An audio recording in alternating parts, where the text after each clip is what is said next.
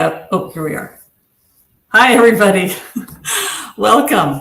I am so happy to be here today with our meet and greet with our event speakers for our heart-to-heart event that's coming up this weekend. I'm Leslyn Keith. I'm the Director of Research and President of the Board for the Lipedema Project. And we have one of our speakers here with us today, Adie MacKenzie, which, Adie, I'm so thrilled to be here with you. You and I have collaborated on so many things, and I've gotten to know you pretty well over the last couple of years. And I'm so happy to be working with you once again. Adie is going to be on a panel talking about conservative care for lipedema at our conference. And she also is a representative for AIROS Medical, who is a sponsor for our event. And so Adie is involved in multiple ways in things that we do. She's also a coach for Lipedema Simplified, and she's going to talk a little bit about what she does with that and how it's something people should be interested in getting help in that way. So Adie, thank you so much for being here today. It's always lovely talking to you. I'm always delighted to talk with you, Leslyn. It's been fun to get to be friendly with you, but Yes. I've learned so much since I started participating with Lipedema Simplified. It's just been very inspiring to me to work with this organization. Yeah. And so, and I would like to talk first, if you don't mind, Adie, about what you do with coaching and how this can be a way, not only if someone wants to come to you as a coach, but also in general, lymphedema therapists as coaches, and how this can add another layer of support for the person who has lipedema. Yeah, I think it's really important to keep in mind that people with various lymphatic problems, and honestly, not solely lymphatic, but any kind of physical problem where there may not be good access to a specialist that's nearby, that's in their community, who can easily and quickly put hands on and get eyes on and help advise, that one of the options that can be very helpful is health and wellness coaching. And so we have that available through Lipedema Simplified, and that is something that a person can engage in more of a classic way, where classic health and wellness coaching is a longer term commitment where people meet with their coach on a regular basis for a period of time. I usually start with 3 months with a client, try to meet weekly for a few weeks, and then maybe go down to once a month or every other week.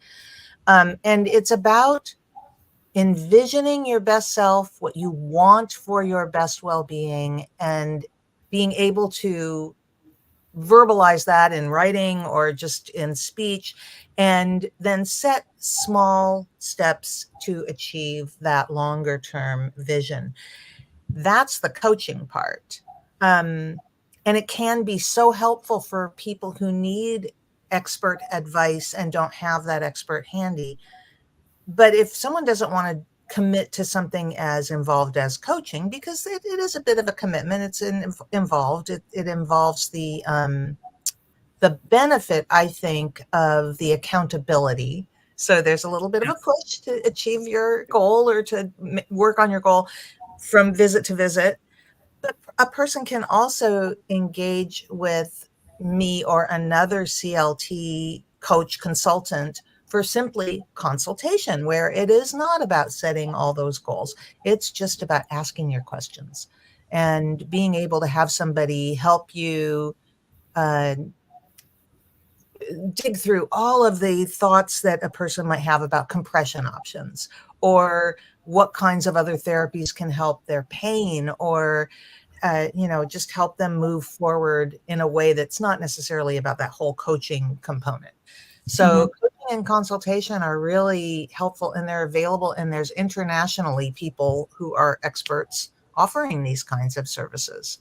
And it's typically done in this way, online. So you don't have to have someone right in your community, but just have someone to bounce ideas off and get those ideas for other resources, things they may not have considered. And having that consultation can be hugely beneficial, even if you don't want to go for the big commitment of coaching.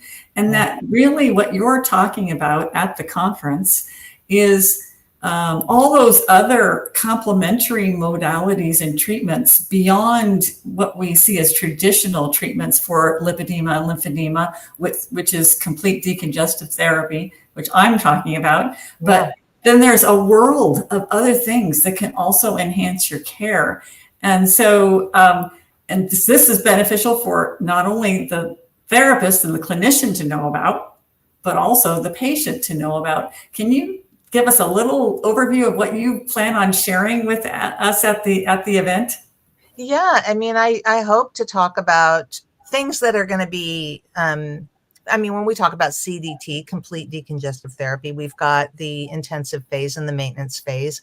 And that maintenance phase can include all kinds of other things.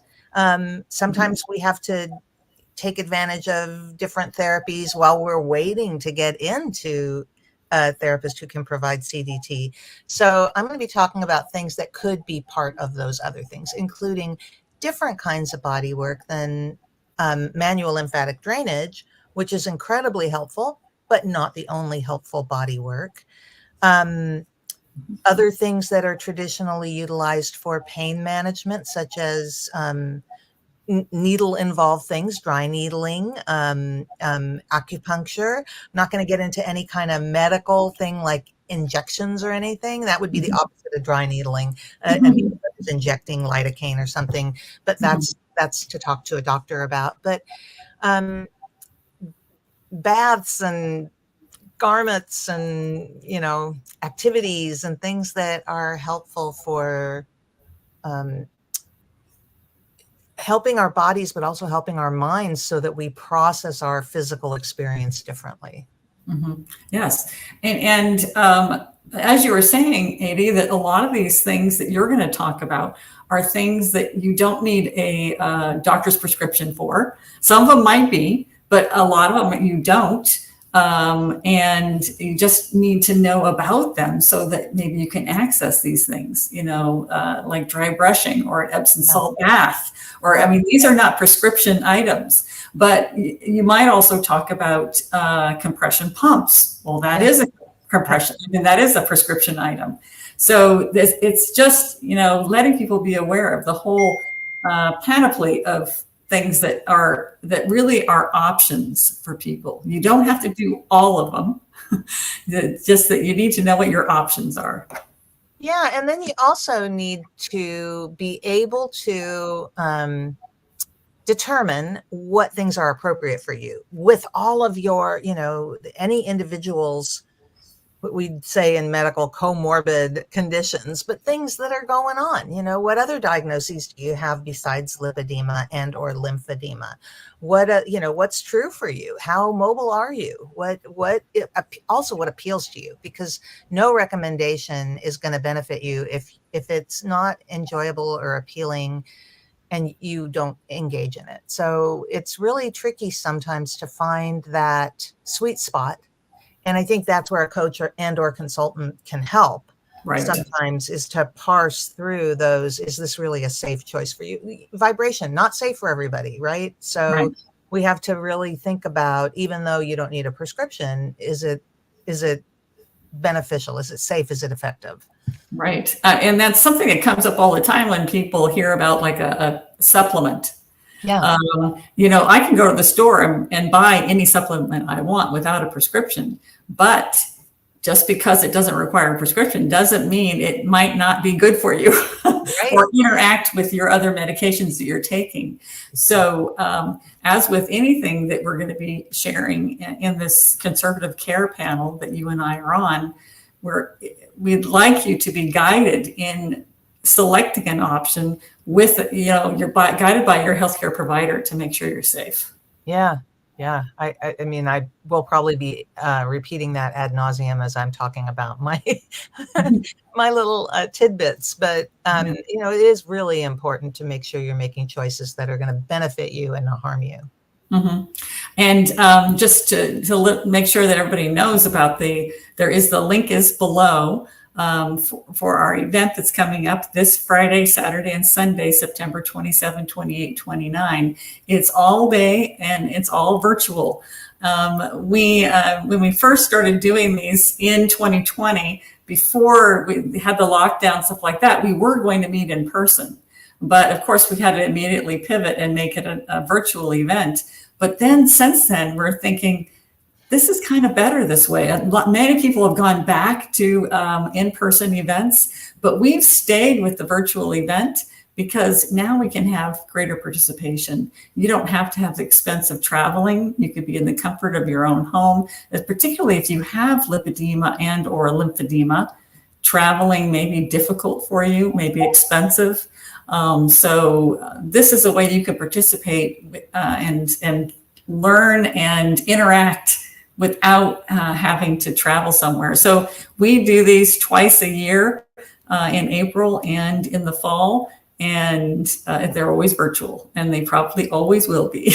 I can't say for sure that nothing will change, but right now we're thinking this is the best way to do it. And then we can have speakers like Adie, who, even though she is in Nashville, she doesn't have to come to Chicago or Las Vegas or somewhere else. She can participate where she is. And talking about Nashville, yeah. You shared something with me just before we started here that I had no idea. This just blows my mind because we, during Lipedema Awareness Month, Lipedema Simplified sponsors these tribe circle meetups, these in-person meetups, and you helped with it, Adie, for your area in Nashville. But talk about what has happened since that get together in June.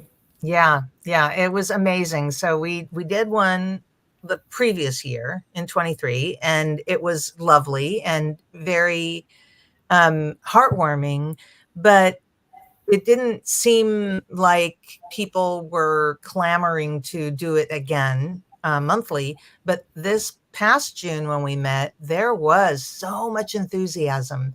And we just said, well, what the heck? Let's just try to meet once a month on a Saturday at Panera near one of the Vanderbilt University Medical Center facilities. And we've had 10 people or so every time we've met. So this was our third or fourth meeting, and June, July, August, September. So our fourth meeting, and we've had Dr. Erin Adie, who is a Vanderbilt cardiology and vascular specialist who is very interested in research and doing a lot of research with lipedema. And he has come to our meetings twice and just been available, wants to come as often as possible, but just is there to answer questions for the participants. So it has been incredibly heartwarming and exciting to see this group supporting each other. We've had therapists come, we have patients come, we have one patient who's a lymphedema patient, but she's really good friends with a lot of the lipedema patients, so she comes, and the support is incredible. Yes. And a lot of the needs can be very similar between lymphedema and lipedema. So I think that, by being there, she's getting some benefit and giving some benefit by being there also. That just sounds like just a spectacular thing that is just organically taken off on its own. And yeah. What a wonderful thing that you guys are doing there. Yeah. And I wanted to pull up Belva Gay's comment one more time. I'm so glad you're talking about this lipedema, hypermobility type of EDS, postural, which POS? Orthostatic. She's missing the T. Isn't it usually POTS? Tachycardia syndrome, yes. Yeah. And mast cell activation. So, we've got someone who has multiple diagnoses. Yeah. And now you're trying to figure out, okay, what modality should I do when I've got all these things that sometimes I may feel like they're competing conditions. Yeah. And so this is something that you would probably do in your coaching or consultation visits. You would discuss options with the person. Yeah, if I were working, Belva, if I were working with you or someone with a similar set of diagnoses, I would really want to go through your medical history before we start talking about what's appropriate for you. And maybe even to ask your doctor to give some input on what they feel is safe and appropriate. One of the things I think you can always do with things that you're trying is try for a ridiculously short period of time or a new thing. And I generally tell people when they're trying the pump, for example, I work with a pump company and I do love the pneumatic compression pumps to help push the fluid out. But most people find that they get very used to that. But when they start with it, it can feel really almost claustrophobic. And so I really want people to start very slow and work their way up with new things. But yeah, all of those connective tissue related kinds of concerns that it sounds like Belva's dealing with, that those are going to have, you're going to have other concerns with that, like Yes. how your joints are, like what's the health of your joints with hypermobility, that's going to determine some of the things that we would think are good plans to start working on. Would your mast cell activation cause you to react badly to some kinds of fabrics that are used with certain compression garments? I mean, so these are all things that you might be wanting to use a certain option to help with your lipedema, but you got to make sure that it's also going to be okay with your other conditions. And Yeah. when you have a lot of conditions, that can be pretty overwhelming to navigate that on your own. Yeah, because you try something new, and if you've tried more than one thing in a short period of time too, then it can be really difficult to parse out, I'm having a good result to some degree, but a bad result to other degrees. What is actually at work? So sometimes the coaching and consulting can help stage those new interventions to see Yes. what you want to try first. Yeah, and not have them overlapping with each other too much, so you can figure out what did what.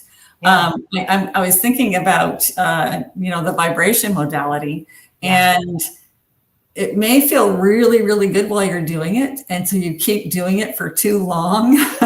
And as you were just saying, Adie, that maybe start with a very short, like 5 minutes, to make sure that your system handles that okay, because it may not happen. You may not have a reaction right when you're doing it, but later you're going, oh boy, maybe I shouldn't have done 30 minutes my first time on the vibration plate. So I hear that a lot with swimming. Yes. Well, not swimming, but getting in the pool. Yes. That's something I think generally people get in, it feels so good. Yes. And they exercise too much, they stay in too long, they push themselves, and then they're really sorry afterwards. So, I think that some things are, they disguise the work that your body is actually doing. And definitely the pool can be like that. We always talk about, oh, that's the best place to get, for lipedema and lymphedema, get in the water, but don't do it for 2 hours. When you first start out, you got to limit it because you don't feel it at the time, but your body is working, even though you're in the pool. And something I've used a lot is saying just because you can doesn't mean you should. And so just because you know how to swim and you're capable of it doesn't mean that that's going to help you with the problem that you're trying to get in the pool to deal with. So, just taking it slow, piece by piece. The pool works more by just being immersed in the water, in deep water. Yes. That's the benefit. Yes. And if that is all you do the first time you get in is just be immersed and not even do any exercise, your body is still doing some work, and that is okay. Start with that. So, I think that you and I will probably reiterate these points when we talk on our panel, that, to moderation, gradual, taking care, being safe, and hopefully not making yourself worse, but making yourself better. But trying out, and one of the things that happens at our events, there are so many great ideas. There's so many things that you can do that you can get overwhelmed. Yeah. And so I think another benefit of having someone like you to consult with Adie, is that okay, well, let's take this slow. Let's figure out our top 3, or maybe just our top 2 that we want to try, and helping people to focus on that and not feeling like it's their responsibility to do everything. That's right. Absolutely. And I just don't recommend taking that approach of throwing everything at the wall and seeing what sticks. It's really, I find that people have more success when I've worked with them, and certainly in my own experience, when you take one thing and really explore it, give it a little time, and then determine how valuable that is to you. And I myself work with a health coach, and it's sometimes surprising the things that I find are the most important through my work with my coach to focus on. So I think that people may be surprised what comes up for them. Yes.